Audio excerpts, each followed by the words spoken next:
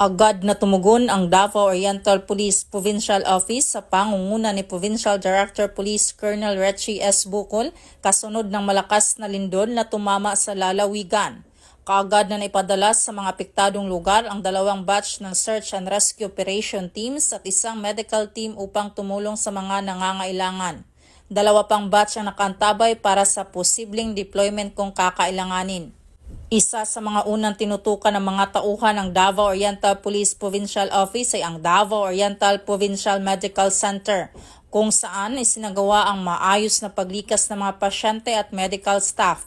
Matapos ang koordinasyon sa pamunuan ng ospital, ligtas na nailipat ang mga pasyente sa mga designated safe zone habang patuloy ang pagsusuri sa kondisyon ng ospital. Nagbigay rin ng agarang tulong ang mga pulis tulad ng medical assistance, crowd control at logistic support upang mas siguro ang maayos na proseso ng evacuation at agarang tulong para sa mga evacuees.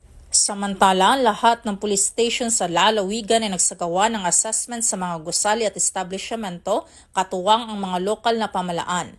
Tumulong din ang mga ito sa mga evacuation centers at mga komunidad, lalo sa mga residente sa tabing dagat na pansamantalang inilikas bilang pag-iingat sa banta ng tsunami. Patuloy ring nagbibigay ng mahahalagang impormasyon ang Davao Oriental Police Provincial Office sa publiko sa pamamagitan ng kanilang opisyal na social media platforms upang mapanatili ang kaalaman at kaligtasan ng bawat isa. Nananawagan si Police Colonel Bukol sa mga mamamayan na manatiling alerto at makinig sa mga tagubili ng mga kinauukulan upang maiwasan ang disgrasya.